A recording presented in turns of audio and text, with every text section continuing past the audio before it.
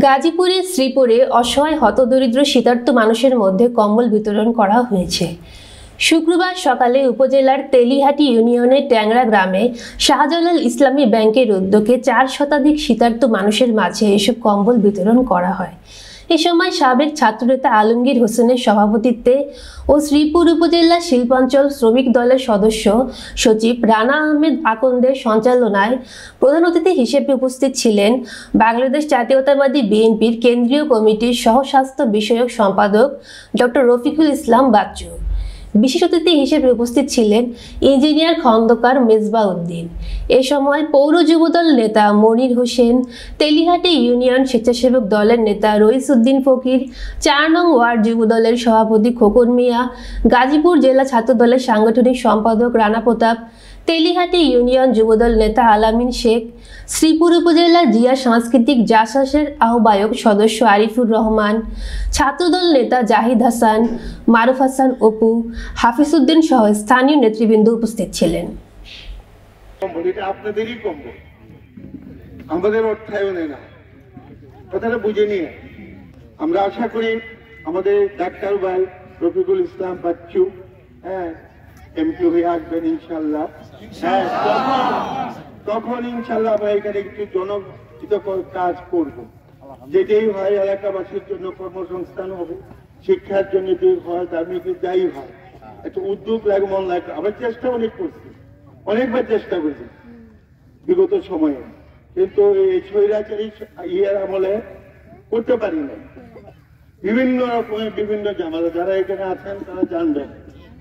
এই সরিয়ে দিচ্ছে, যদি আপনারা সহযোগিতা করতেন 10-20 বছর আগে ইনশাল্লাহ করা যেত।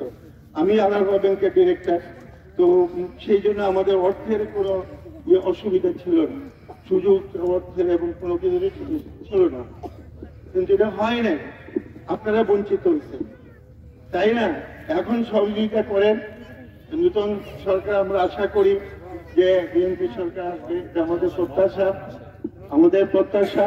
তো সেই জায়গায় যদি আল্লাহ দেয় হয়, সবাই মিলে আমরা আসলে এখানে একটা ভালো কিছু করি।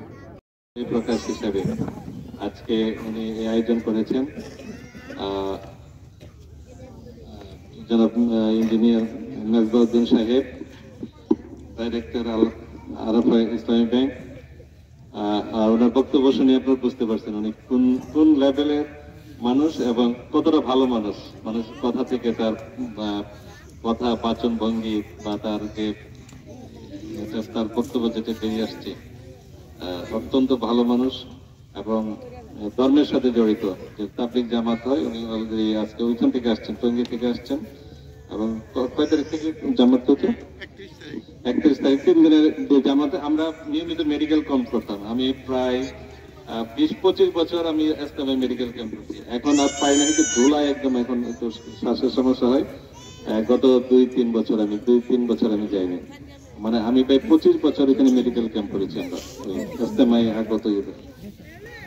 উনি এখানে ব্যস্ত আছেন, সেই জন্য ওনার তাড়াতাড়ি আছে। আমার সাথে যারা আমাদের অত্র এলাকার নেতৃবৃন্দ, ওনারা হলো আমার মানে আপনারা যারা এবং যারা অত্র এলাকার মানে তারা আমার মানে সবচেয়ে কাছের এবং আমার আত্মার মানুষ। যাই হোক, আজকে এই অনুষ্ঠানটি আয়োজন করার জন্য এবং এই আপনারা জানেন যে আজকে দেশের এই যে বিপন্ন অবস্থা আছে, কেন আপনাকে সাহায্য নিতে হবে, কেন একটা কম্বল আমাদেরকে সাহায্য নিতে হবে? দেশটা চুরি, দুর্নীতি, লুটপাটের কারণে নিঃস্ব তলাবিহীন করে ফেলছে। গত 15 বছরে এই আওয়ামী লীগ সরকারের আমলে 28 লক্ষ কোটি টাকা বিদেশে পাচার হয়েছে। আপনার দেবপ্রিয় ভট্টাচার্যের নাম শুনেছেন, উনি এই তার এটার উপরে আপনার আর্থিক দুর্নীতির উপরে একটা রিপোর্ট পেশ করেছেন, সেটাতে আসছে 28 লাখ কোটি টাকা তারা বিদেশে পাচার করছে। এই 28 লাখ কোটি টাকা দিয়ে 100টা পদ্মা সেতু বানানো যেত এবং 7 বছরের বাজেটের সমান টাকা। এটা 7 বছরের বাজেটের সমান টাকা। এই টাকা আপনার টাকা, আমার টাকা, সরকারের টাকা। এই টাকা তারা গত 15 বছর জানেন যে তারা বিনা ভোটে সরকার, তারা কোনো ভোট ছাড়া ক্ষমতায় গেছে এবং জনগণের টাকা লুটপাট করে বিদেশে পাচ্ছে। তারা জানতো তারা হয়তো জানতো যে কোনো এক সময় হয়তো তাদের পালাইতে হইব, বাড়তে হইব দেশ ছেড়ে। কাজে তারা পালিয়েছে এবং দেশের সর্বনাশ করে পালিয়েছে। আজকে যদি এই টাকাগুলি যদি দেশের কাজে ব্যবহার হইতো, বিভিন্ন প্রকল্পে ব্যবহার হইতো, বিভিন্ন শিল্পায়নে ব্যবহার হইতো, যে উনি যেটা বলতেছেন যে আমার খালি জায়গা পড়ে আছে, আমি কিছু করতে পারতেছি না, এই আওয়ামী লীগের জন্য পারেনি। আওয়ামী লীগ তাকে সহযোগিতা করে নাই, বাধার সৃষ্টি করছে, চাঁদাবাজি করছে, বাধার সৃষ্টি করছে, সেই জন্য কিন্তু উনি পারেননি।